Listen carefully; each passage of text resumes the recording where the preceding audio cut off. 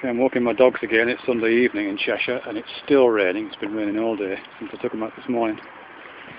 And one of the videos I made, two of the videos I made this morning were about, or made reference to Jehovah's Witnesses and religious belief generally. And I was just trying to get my head around how some kind of belief systems, I suppose, are entertained by people who would otherwise be, well, I don't know what I mean by that really, but I just find it quite difficult to understand how some people can invest in certain belief systems. One of the things that got me thinking during the day about that really was to do with a book which I haven't read in detail, so I might be quoting it out of context here. But it's a book by David Sloane-Wilsons called Darwin's Cathedral, I think.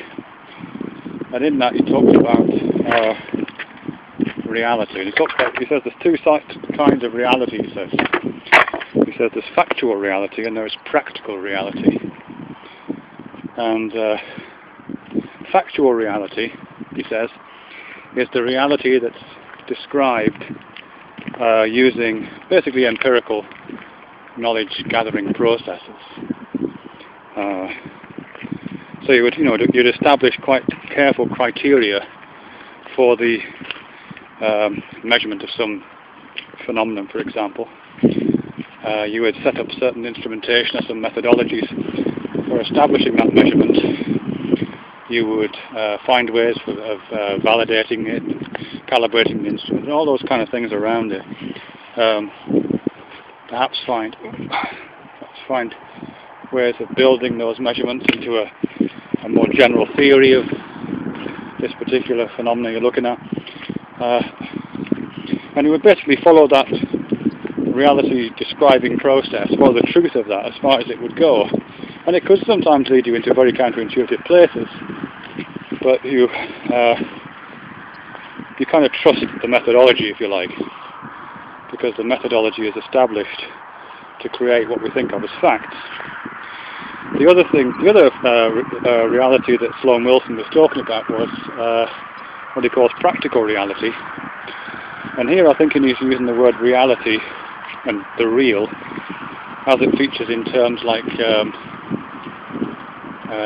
realpolitik, for example, or naive realism, that kind of reality, by which he means the reality of lived experience, in which the primary instrumentation is the socialized human body and the sensory modalities, the sensory systems that the human body has of engaging and deriving data and knowledge from the world and organizing that through informal validation processes, the processes of conversation and gossip and shared goals, those kind of things. And also, importantly, it's very deeply embedded within a social framework.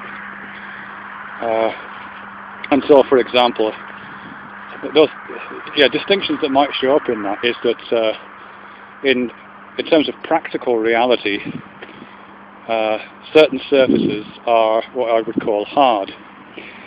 Here is there's a little power station here, a little substation that I passed. It's making this really nice little humming noise actually.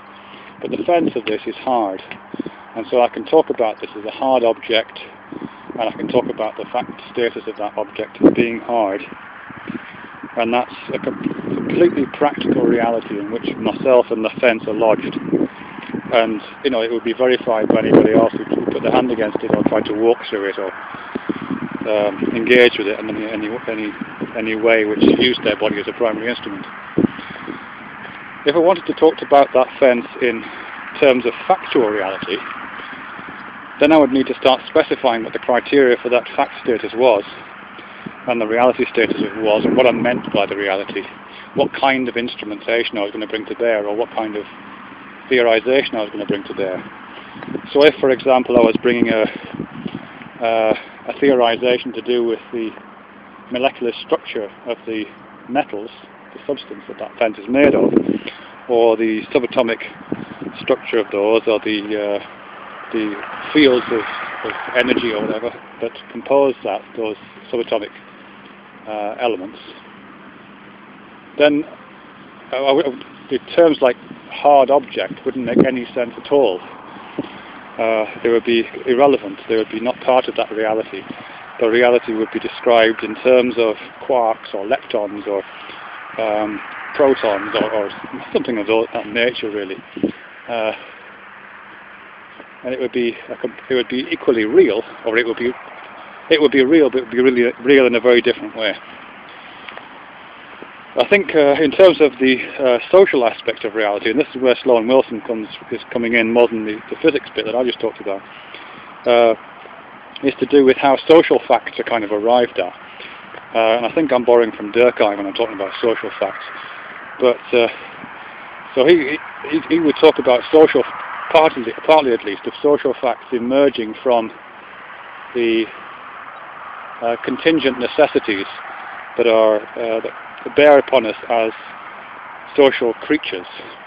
So if I can return briefly to the Jehovah's Witnesses this morning, kind of engaged in this weird consensual hallucination about whatever it is Jehovah's Witnesses believe.